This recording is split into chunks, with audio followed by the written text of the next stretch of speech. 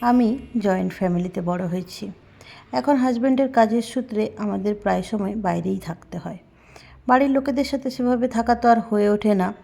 তাই বাইরে থাকাকালীন যারা বন্ধু আত্মীয় স্বজন তারা যখন বাড়িতে আসে তখন সত্যিই খুব ভালো লাগে। আর আমার বাড়িতে কেউ না কেউ আসতেই থাকে, আর আমি এই ব্যাপারটা খুব এনজয় করি। কেউ যখন আমাকে বলে আমি তোমার ঘরে আসবো, আমি সেদিন খুব খুশি হই। আজকেও ছিল সেরম একটা দিন। এদিন আমার বাড়িতে কিছু গেস্ট আসার কথা ছিল, তাই সকাল থেকে আমি একটু ব্যস্তই ছিলাম। বাড়িঘর গুছিয়ে রাখতে আমার এমনিও খুব ভালো লাগে, আর যখন কেউ আসবে বলে তখন মনে হয় একটু এক্সট্রা কেয়ার করাই যায় যাতে দেখতে সুন্দর লাগে। ওরই চেষ্টা করছিলাম। এদিকে রান্নাবান্নাও অনেক ছিল, আর যেহেতু রবিবার তাই একটু দেরি করেই উঠেছি, তাই সমস্ত কাজ একটু লেটেই হচ্ছিল। তাই একটু টেনশনও ছিল যে সব কিছু সময়ের মধ্যে করে উঠতে পারবো কি না, কিন্তু ভগবানের আশীর্বাদে সব কিছু সময়ের আগেই হয়ে গেছিলো।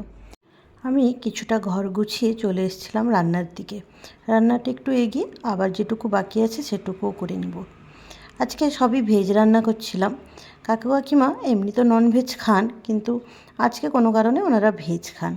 ওনারা সাউথ ইন্ডিয়ান। আসছে হচ্ছে রাজশ্রী এক কলিগ কাম ফ্রেন্ড আর তার ফ্যামিলি। কাকু কাকিমা ওর কাছে এসছেন বেড়াতে, তাই বলেছিলাম একদিন আমাদের বাড়িতে নিয়ে এসো, আরও আমাদের কথা রেখেছে। যাই হোক, এরম বড়দের আশীর্বাদ মাঝে মধ্যে পেতে খুব ভালোই লাগে।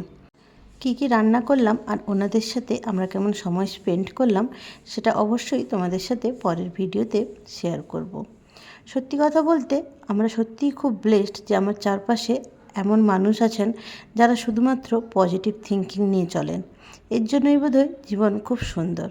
চলো আজ তাহলে তোমাদের সাথে গল্প এটুকুই। দেখা হবে নেক্সট ভিডিওতে। Follow for more.